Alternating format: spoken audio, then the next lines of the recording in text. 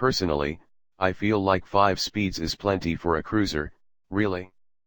Who wants to be shifting extra gears when they're cruising relaxation ally along feeling all Lee Marvin, having their chassis further complemented by stout forks and shocks like the press material for the new bike says. Why, thank you, forks and shocks, you're not so bad yourself. The other key difference from the original Indian Scout, Mo's 2015 motorcycle of the year, is a simple sleeving down of the bike's excellent liquid-cooled 60-degree V-twin, from 1,133 cubic centimeters to 999 cubic centimeters, 69 to 61 cubic inches. That was accomplished with 6 mm slimmer bores, down from 99 to 93 mm diameter. Stroke remains 73.6 mm, meaning this is still an over-square twin that doesn't mind using its 4-valve DOHC heads to rev smack into the 8200 RPM limiter now and then if you so desire.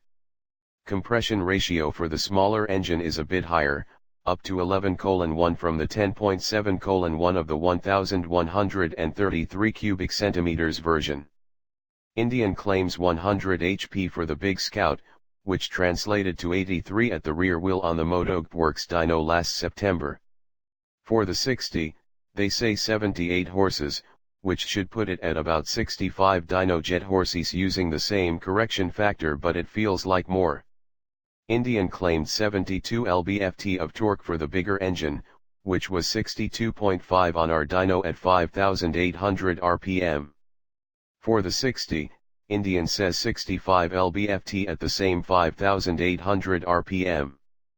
112415-2016 Indian Scout 60 engine cutaway. The other important number is weight, at 542 pounds dry.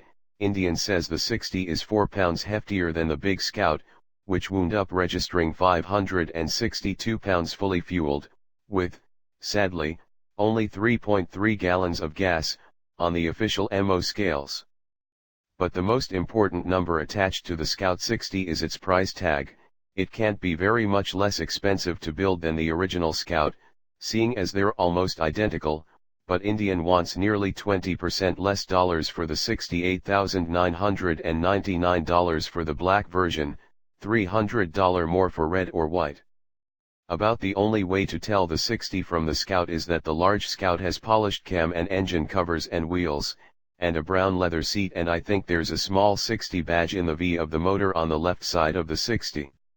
I'll go out on a thick limb and guess Indian badly wanted a bike to compete with another American manufacturer's least expensive biggish cruiser. Your HD Sportster Iron 883 sells for $8,849. Oh, so basically Indian just removed 5th gear. I didn't really miss it.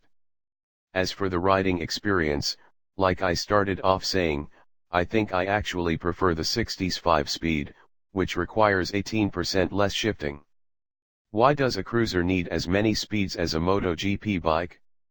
The clutch is light at the lever but feels plenty stout for hard launches. Final drive gearing is the same for the 60 and the Big Scout, but the 60 doesn't feel like its first is too tall nor its top gear too short.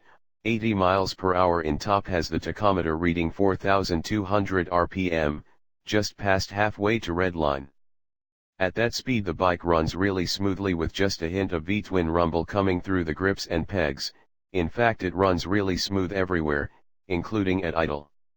It does start to vibrate past about an indicated 95 miles per hour, which matters barely at all since you'll never go that fast. The